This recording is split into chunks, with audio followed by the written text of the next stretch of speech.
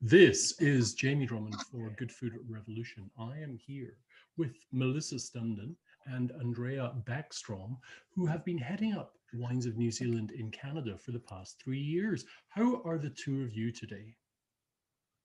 Very good, thank you. Good, thank you. Superb. Now, my first question is, how did you come to be doing what you're doing today? For sure, yeah, I guess it's a bit of an interesting story. Melissa and I were working together at Lifford 3 years ago. So Melissa was running national accounts for Canada, and I was the sales director for Ontario. And so we had become colleagues and friends over the last couple of years and really enjoyed working together. Melissa has more of an education background, is a sommelier, has worked with restaurants most of her career, whereas I'd worked more on a commercial side of the business, working for distributors in sales and marketing. So we kind of had different skills, but really enjoyed working together and had a similar sales approach, I would say. So one day we were eating sushi at one of our favorite spots close to the office, and the email came out that the job had been posted or the contract had been posted for New Zealand Winegrowers in Canada. And we just randomly read it, and we kind of read through the different things, and we just looked at each other and thought, oh, maybe we could do that. So we applied, and yeah, it was interesting. We went through the interview process from Skype, and then they flew in and interviewed, I think it was originally 150 or 160 companies, and then down to 8 on Skype interviews, and then 4, I believe, in real life interviews, I guess. And so, yeah, we had an interview. We had to sort of do a presentation on what we thought we could do with the category and what our feedback was on the current state. And they pulled us back the next day and they said, you know, you're our first choice based on your presentation, but you're our riskiest choice because you've never run your own company. Can you do it? And we were like, sure, Obviously. we can do it. Yeah, we're like, everyone else has done it, so why can't we, right? Like, there's the internet and people have done it before. So couple of weeks we incorporated, had our references checked, got a bank account and a name, and we were off to the races. So that's how we kind of came about, and here we are 3 years later. So New Zealand Winegrowers were your first client? Yes. Correct. I see. So you actually have some other clients apart from New Zealand Winegrowers now? Yes, we do. So we started working with, I guess, shortly after that, with Dylan's Q Vineyards and Angels Gate, doing some consulting for them on LCBO and liquor board strategy and national account strategy. Also done some work with Lighter Wines, a number of New Zealand wineries outside of our contract. Recently, we started working with Wines of New York and Ketchen Marketing. So I've been doing a lot of work for them, which has been a lot of fun. And then most recently, I guess, New Zealand Trade and Enterprise has also hired us as beachheads advisors for companies coming into Canada. So looking for help for route to market. So that's been keeping us busy. But yeah, it's kind of just evolved over the last few years. And we've been fortunate to have a lot of great clients come our way. And yeah, we really enjoy it at the end of the day. We spend now in COVID, most of our days staring at each other on Teams and talking or not talking and just working together. And but yeah, we've just really been enjoying it so far. I'm actually dumbfounded. I had no idea, and I don't know how you find the time because you're busy enough with Wines of New Zealand. It's a good thing there's 2 of us. Yeah, exactly. Sorry, yeah. Where do you feel New Zealand wines fit in the world market today in 2020? Well, I'll take this one on. Having gone through the pandemic and sort of seeing New Zealand as such a progressive country and having such an amazing leader, I think the same sort of parallels are drawn between how they reacted as a country and what they're doing within their wine industry. I mean, they're so progressive in terms of their winemaking styles, as well as global leaders on sustainability. The program has been in place since 1994, more commercially in 1995. And they've really been sort of working towards that and not even using it as a marketing strategy. So I think what we're starting to see more and more is the sustainability message being really clarified. And I think New Zealand wines are really stepping above and beyond that with everything that's happening. I mean, with 96% of their vineyard area being certified Sustainable Winegrowers New Zealand, and 10% of that being certified organic, I mean, you can see they're leaders in all of those aspects. And I think that's really reflecting in the wines. So everything that we're seeing coming in from what's been available for a number of years, whether that be vintages or LCBO wines, or what is coming in through some of the other unique channels like the destination collection, vintages, releases, and consignment, it's all very interesting. And I think on that premium level, which is really great to see from our country. I have to ask, before you started partnering with New Zealand Winegrowers, what were your personal opinions of wines of New Zealand before that?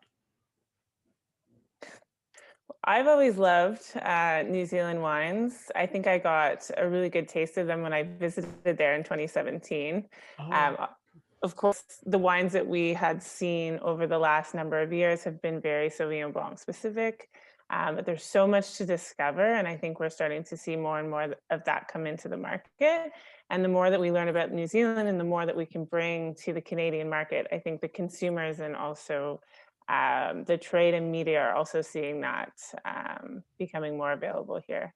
yeah. And Andrea, yourself. It's actually funny, even though I worked for two distributors over my career, my mother's wine fridge was always full of Oyster Bay and Kim Crawford Sauvignon Blanc. She's always been a big fan, despite what I sold in my career. But yeah, so I've always had a positive connotation towards New Zealand wines, especially the Pinots and the Chards. Those are my two favorite varietals, and I've always leaned towards them. And we've been fortunate enough to sell some really interesting brands in our previous lives, so I've been exposed to them, which is great. So yeah, it was obviously a country that we were so excited to work with, just in terms of where they came from, where they were growing, the types of wines that they make. It was just a perfect fit for us, really. Isn't that true though? You always see, like, you go to someone's house and there's always a bottle of Kim Crawford, Oyster Bay, Villa Maria, one of those Sauvignon Blancs are always sort of that go-to in your fridge for sure. I'd be interested, over the 3 years that you've been working with New Zealand Winegrowers, what kind of appreciation of New Zealand wines have you seen across Canada? So market to market, but also with the general public and restaurants. Remember restaurants? I do remember restaurants. Yeah. I miss restaurants really so much. I think what's really interesting about this category is the fact that Sauvignon Blanc has always been that staple. And I think, like we just mentioned, the consumers have been in love with New Zealand Sauvignon Blanc for years.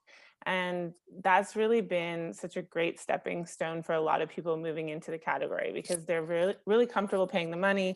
They know that they're getting a premium product. They're open to purchasing a number of different Sauvignon Blanc if they come from Marlborough, if they come from New Zealand. But I think that's given us the opportunity to look at other entering into the market, other varietals, and having that sort of great feeling about New Zealand wines. People are easily adaptable to moving into another varietal or another brand, or as long as it's from New Zealand, they know what they're getting is going to be good.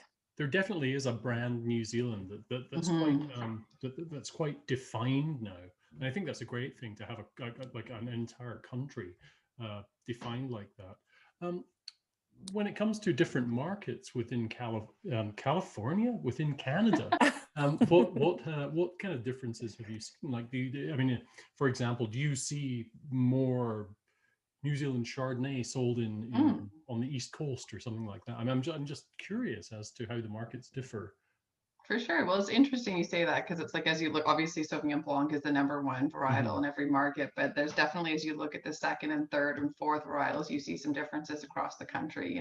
You look at Quebec, obviously heavily influenced by the French wine market. So Chardonnay will be our #2 and has been for a long time, and they have the highest percentage of Chardonnay sales there. Interesting. As you go west, it's interesting because, stylistically, the Pinot Gris from BC and New Zealand is a bit similar. So you actually see some really high Pinot Gris numbers. In Western Canada, I find Alberta often follows the trends of the BC market. But the one difference with Alberta, which is great, is that their Pinot Noir numbers are phenomenal. So they sell the most Pinot Noir per capita from New Zealand in Alberta. So it's a really great market for that. There's obviously a ton more diversity just by nature of the way the market works there, which is great. And then in Ontario, I mean, Ontario is just like sort of a big beast for New Zealand. We do so well here. And we see all the varietals doing well here. We see rosé coming in really strong. We get a great touch of sparkling wine coming in, and the liquor board has been great in terms of, expanding other varietals. We're working on some small projects with Bordeaux varieties. So yeah, lots going on. Nice. I have one.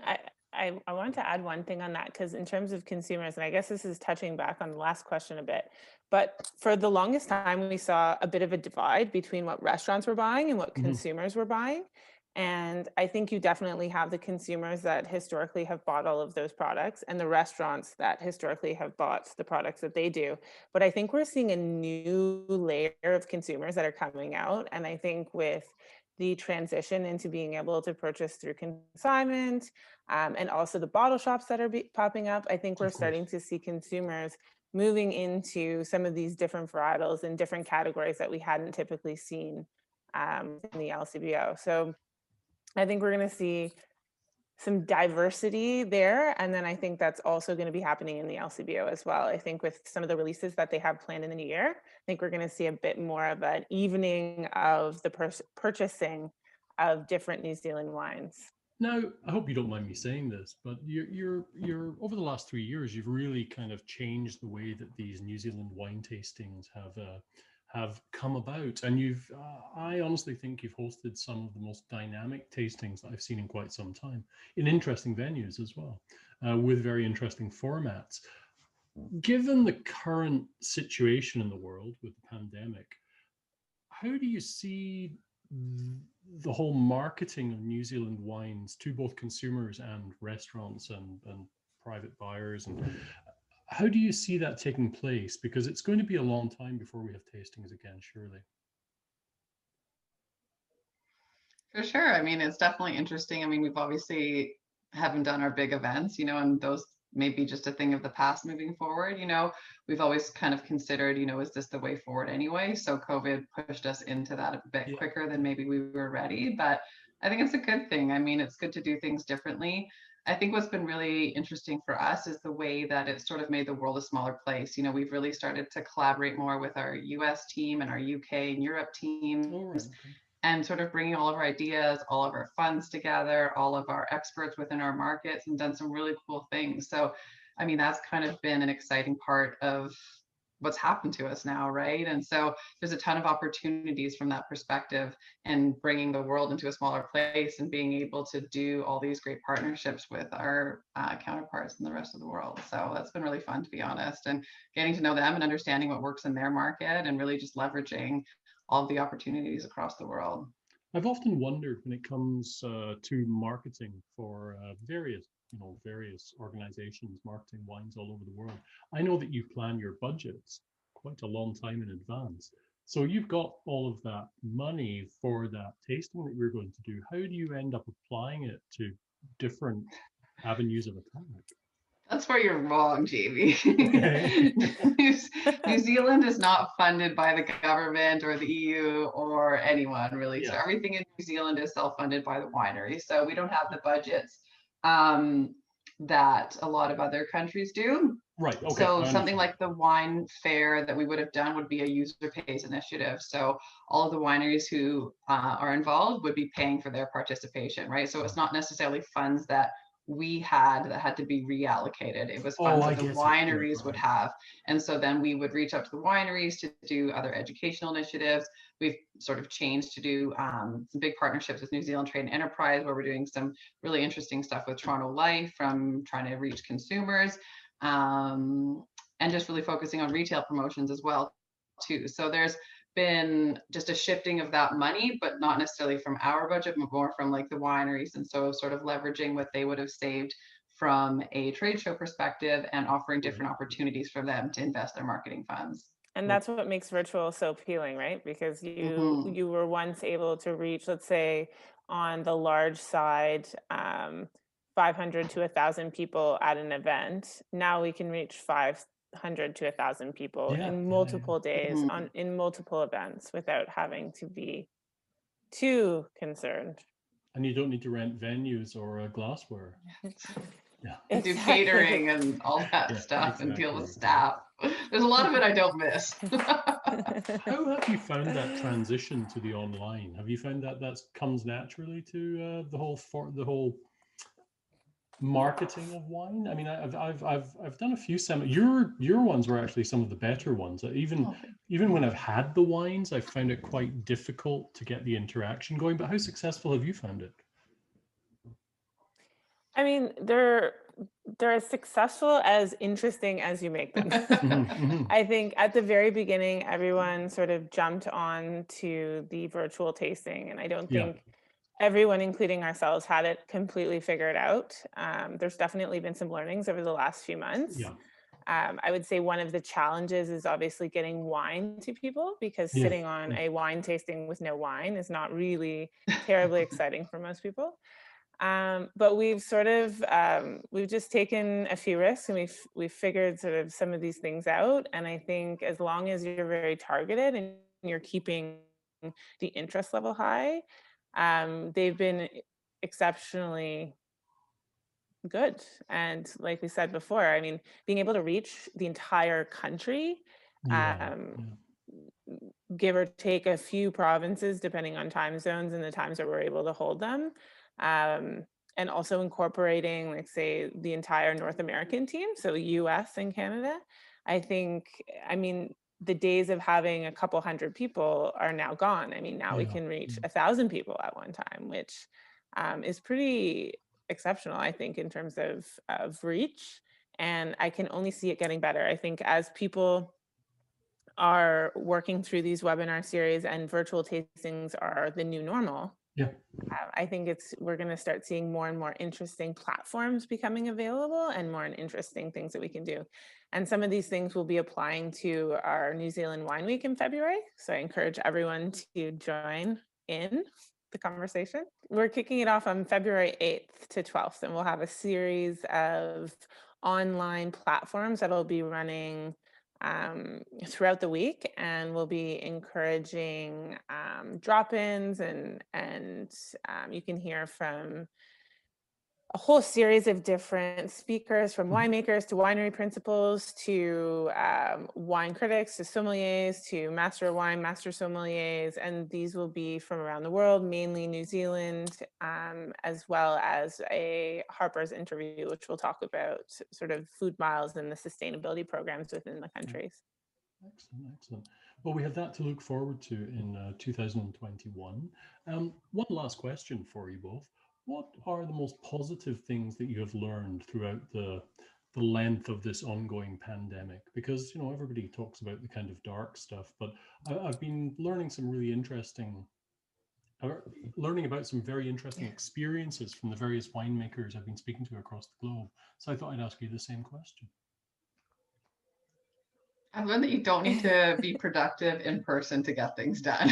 I've Right. Oh, yeah. honestly really, I think of all the time we've spent flying across the country or, over to Quebec for like a half-hour meeting and trying to fill the day with other meetings and things to do, or, driving across the city to meet with people. And it's like, you can accomplish so much. Obviously nothing will ever replace in-person meetings, but it's amazing how productive you can be and how much more you can get done in a day when you just have like quick meetings online, and you can achieve so much without having to spend that travel time. And yeah, it's been great. I think we've connected with more people and been more productive because of that, right? You're forced into making time for people. And it's, yeah, I really enjoyed that part of it, to be honest. So efficient. Yes, I love efficiency. No travel time. I do miss traveling. You And enjoy you don't have to wear pants. No, I'm just kidding. Do you enjoy the working from home, Melissa? I do. I mean, I also really enjoy working from an office. So I'm pretty lucky. I've got an office that I work out of part-time, close to me. So that's been good. I mean, the last couple of weeks obviously hasn't been possible, but I like the combination of working from home and working from the office, which the commute is maybe 5 minutes. So not Well, bad. I have to thank you both for joining us at Good Food Revolution today. It's been good to chat. I've managed to fluff a few of my questions a number of times, but I'll edit that out afterwards. Thank you so much for your time, and we'll speak to both of you again soon. Awesome. Thanks, Jamie. Stay Thanks. safe. Good Bye. to see you. Take care.